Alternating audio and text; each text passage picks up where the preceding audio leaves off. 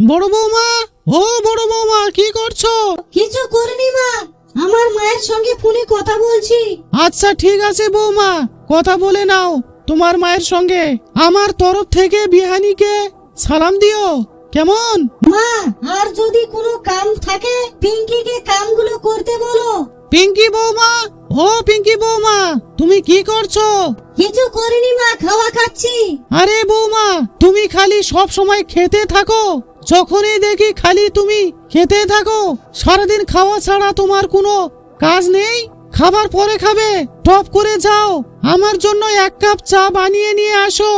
সকাল থেকে আমার মাথাটা খুব ব্যথা করছে, বেশি করে আদা দিয়ে তাড়াতাড়ি চা বানিয়ে নিয়ে আসো। ঠিক আছে মা, ঠিক আছে, তাড়াতাড়ি আমি চা বানিয়ে নিয়ে আসতেছি। পিঙ্কি বৌমা, ও পিঙ্কি বৌমা, কত দেরি লাগে তোমার 1 কাপ চা বানিয়ে নিয়ে আসতে? আরে মহারানী সাহেবা, তাড়াতাড়ি আমাকে 1 কাপ চা বানিয়ে দাও। এই নাও মা আপনার চা। ঠিক আছে বৌমা, আমি এখন চা খাই আর তুমি এখানে দাঁড়িয়ে থাকো। চা খাওয়া হলে আমার হাত পা গুলো একটু চেপে দিবে, আমার খুব হাত পা গুলো চাবাচ্ছে। কেমন করে হাত পা চেপে দিব মা? আমার তো অনেক কাজ আছে পড়ে, কাজগুলো কখন করব আমি? আপনি বড় দিদিকে বলে দিন, সে চেপে দিবে। সে তো কোনো কাজকর্ম করছে না, শুধু ফোন নিয়ে বসে আছে। তাকে বলো আমার অনেক কাজ পড়ে আছে।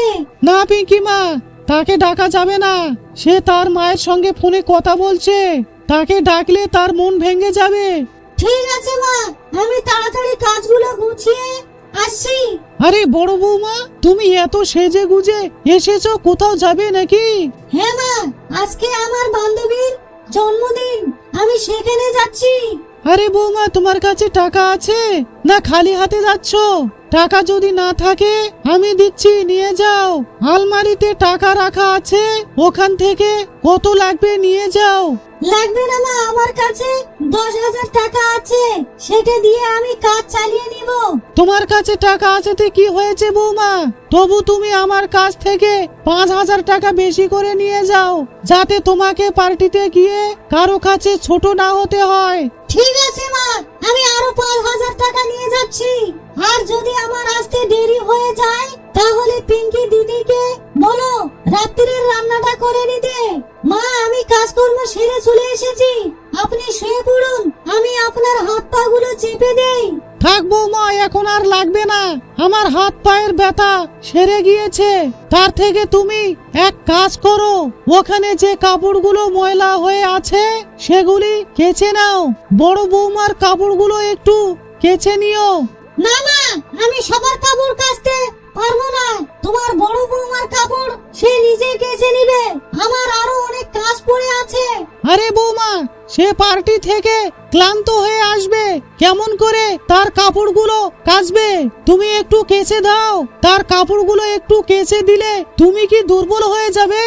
আচ্ছা ঠিক আছে মা, আমি কেচে দিচ্ছি, কিন্তু আপনাকে একটা কথা বলতে চাচ্ছি, আমার পরনের কাপড়গুলো ছিঁড়ে গিয়েছে, আমাকে 1,000 টাকা দিতে হবে, আমি এক জোড়া কাপড় কিনে নেব।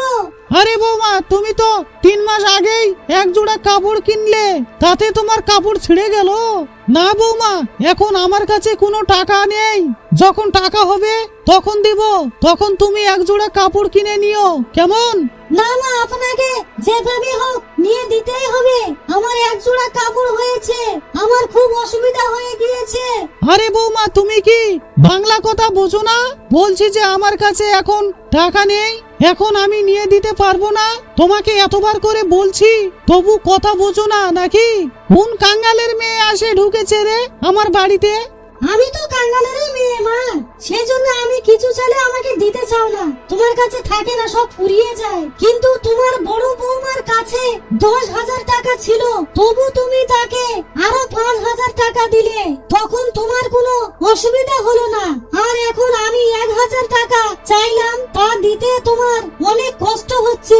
দেখো বৌমা, তুমি তার বরাবর হতে যেও না। তার বাবা 7 লাখ টাকা ডিমান্ড দিয়ে আমার বাড়িতে তার মেয়েকে পাঠিয়েছে, সে যত খুশি টাকা উড়াবে, তুমি কেন দেখতে যাবে? তোমার গরিব বাবার বাড়ি থেকে তুমি কি নিয়ে এসেছো যে তুমি এত টাকা চাও? আমার বাবা মা গরিব হয়েছে তো কি হয়েছে, আমাকে ভালো হেদায়েত দিয়েছে, আমার বাবা মা দেয়নি তেমন হাত পা গুটিয়ে আমি বসে থাকি না। আপনার বাড়ির সমস্ত কাজকর্ম আমি সব করি। দরকার পড়লে আমি অন্যের বাড়ি কাজকর্ম করে কামাই করে নিয়ে আসতে পারবো, কিন্তু আপনি আমার সঙ্গে একদম খারাপ ব্যবহার করতে পারবেন না। সমস্ত বাড়ির শাশুড়ি মাদেরকে আমি বলছি, তোমার বাড়িতে 2টি বউ থাক কিংবা 4টা 5টা বউ থাক, সবাইকে সমান দেখতে হবে। সময়ের সাথে সাথে সবকিছু কিন্তু পরিবর্তন হয়ে যায়, এটা মনে রাখবেন। তাহলে বন্ধুরা, এই ছিল আজকের মজাদার একটি ভিডিও। ভিডিওটি যদি আপনাদেরকে ভালো লেগে থাকে তাহলে অবশ্যই চ্যানেলটি সাবস্ক্রাইব করবেন, পাশের বেল আইকনটি অন করে রাখতে ভুলবেন না। অবশ্যই পাশের বেল আইকনটি অন করে রাখবেন যাতে পরবর্তী ভিডিও ছাড়ার সঙ্গে সঙ্গে আপনাদের কাছে নোটিফিকেশন পৌঁছে যায়। ভিডিওতে একটা লাইক করবেন, আপন বন্ধুদের সঙ্গে ভিডিওটি শেয়ার করবেন। তাহলে আজ এই পর্যন্ত, আবার দেখা হচ্ছে নেক্সট ভিডিওতে। এতক্ষণ সঙ্গে থাকার জন্য আপনাদেরকে অসংখ্য অসংখ্য ধন্যবাদ।